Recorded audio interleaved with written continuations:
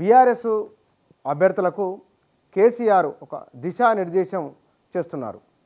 ఆయన 2 బహిరంగ సభల్లో పాల్గొన్న తర్వాత పార్టీ శ్రేణుల్లో కొంత ఉత్సాహం వచ్చింది. మునుపటి కంటే కూడా బెటర్గా ఉండబోతున్నామని, ఆ ఓటమి నుంచి బయటపడుతున్నామని ఒక నమ్మకాన్ని కేసీఆర్ సభలు కలిగించినాయి.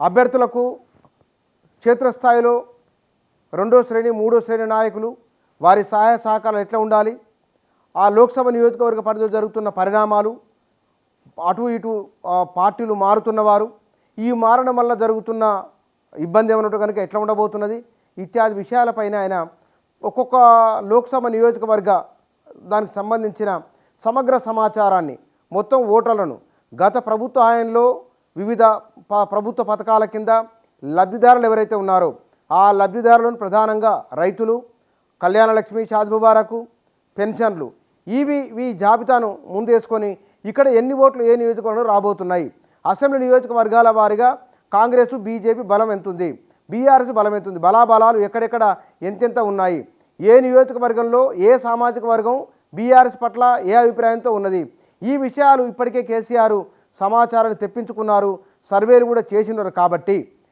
ఎన్నికల ప్రచారంలో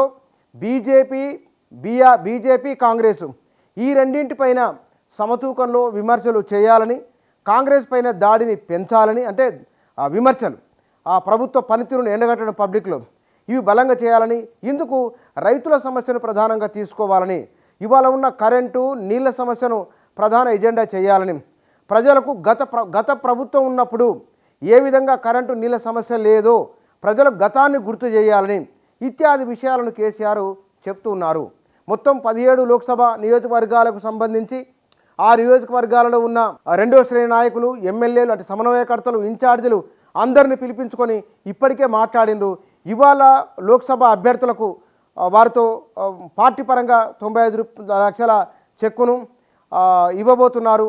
ఇక్కడ ఇవి బీఫారాలు ఇవ్వడము, చెక్కులు ఇవ్వడం ఒక అంశం అయితే కనుక 2 కాంగ్రెసు బీజేపీలను ఎట్లా ఎదుర్కోవాలనేది అత్యంత ప్రధానమైన, అత్యంత కీలకమైన అంశంగా ఈసారి ఉన్నది. కాబట్టి బీఆర్ఎస్ నాయకులు